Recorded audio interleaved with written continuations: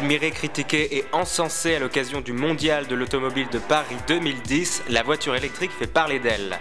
Les constructeurs se mettent en ordre de bataille pour sortir leur gamme à la fin de cette année et courant 2011.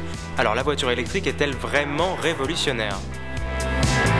Ce salon est 2010, c'est une révolution à mon sens aussi importante que le passage du cheval au cheval vapeur.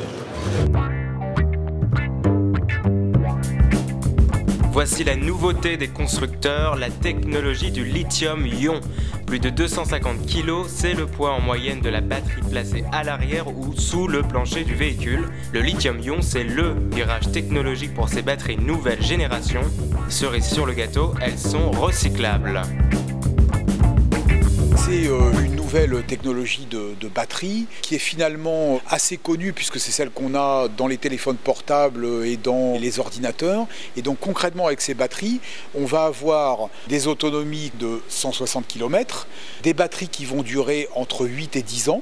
Et également, contrairement aux technologies précédentes, la possibilité de les recharger à tout moment et de les recycler en fin de vie. Donc c'est vraiment ça qui fait la révolution de la voiture électrique. La voiture électrique n'est pas encore la voiture de Monsieur Tout-le-Monde. 30 000 € pour acquérir la C0, 27 000 € pour la Fluence de Renault. En location, il vous en coûtera 499 € par mois pour la Peugeot Ion. Alors ces citadines peuvent-elles devenir populaires? 30 000 €, je pense que j'attendrai un petit peu. Le tiers de mon salaire pour une voiture, le tiers de mon salaire? Non. Par contre, j'espère que ça descendra. Ouais. Une autonomie qui reste donc limitée au trajet urbain, mais quid du système de climatisation, du chauffage de l'habitacle ou des essuie-glaces sur ces batteries au lithium-ion? Pour voir si ça sera pareil en hiver, quand il fait froid, qu'il faut mettre le chauffage, les essuie-glaces.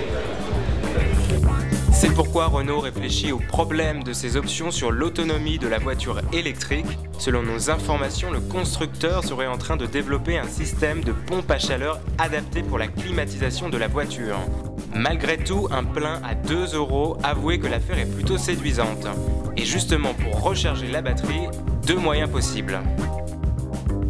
Un système de recharge dit standard qui permet de se recharger dans son garage sur une prise domestique sur laquelle on branche un aspirateur, un grille-pain, quoi que ce soit. Le deuxième système, c'est un système de recharge dit rapide qui permet, grâce à une borne de recharge rapide, de recharger l'auto en 30 minutes sur la voie publique. Ça fait partie du plan gouvernemental de déploiement de ces infrastructures qui est en train d'être négocié. Problème, après le prix et l'autonomie, l'ADEME soulève une limite écologique du véhicule électrique. La voiture électrique à zéro émission, c'est en roulage seulement. Lorsque la batterie est rechargée en plein pic de consommation, son bilan carbone monte à 112 grammes de CO2 par kilomètre contre 30 grammes annoncés par les constructeurs. Il s'agit là de chiffres extrêmes qui sont effectivement une projection si l'ensemble de la recharge se passait pendant les pics de consommation. Ces autos-là se rechargent en 6 heures. Il suffit de les brancher à partir de 10h30 pour être, à l'inverse, totalement en heure creuse. Inventée fin 19e siècle, la voiture électrique prend donc un nouveau départ avec le lithium-ion en 2010. En tout cas, Matignon y croit, le gouvernement mise sur 2 millions de véhicules à l'horizon 2020, malgré un prix élevé et une autonomie limitée. La révolution technologique est en marche, place donc au changement des mentalités du constructeur au conducteur.